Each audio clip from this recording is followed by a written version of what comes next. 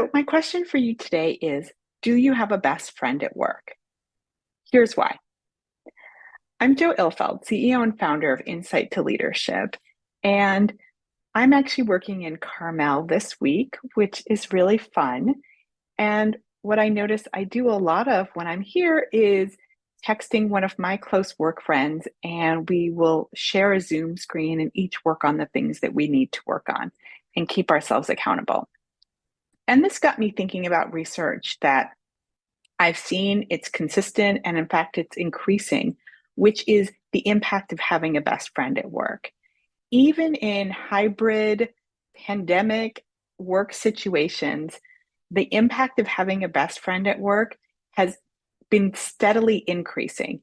It increases in terms of how much you would recommend your company to a friend. If you if you have a best friend at work, you're more than double as likely to recommend your company to other people.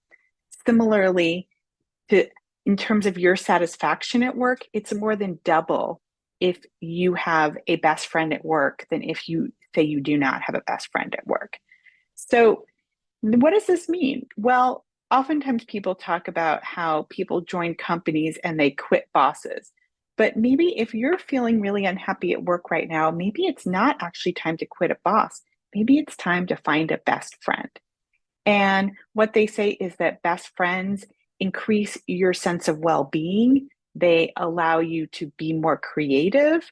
They allow you to brainstorm solutions when you're having issues with things at work. And they also, which I think is really interesting, increase workplace safety, if that is something that is concerning to you.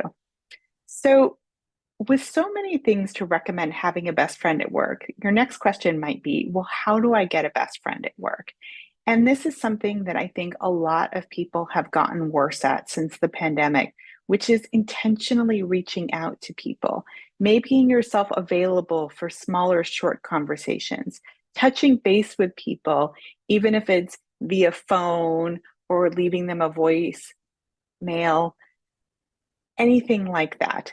And I think so often when we're working really hard, when we have meetings back to back, especially on Zoom, most of the times we reach out to people end up feeling transactional. I have this work, I need help on it. You have this question, I have an answer for you.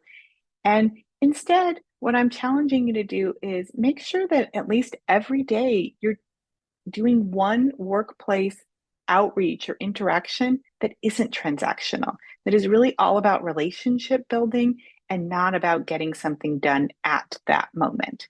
Because the research shows that while having a best friend at work doesn't necessarily um, equal productivity, it does lead to workplace productivity and it does lead to workplace happiness. So that can be one of the best places to invest your extra 5, 10, 15 minutes that you find during your workday.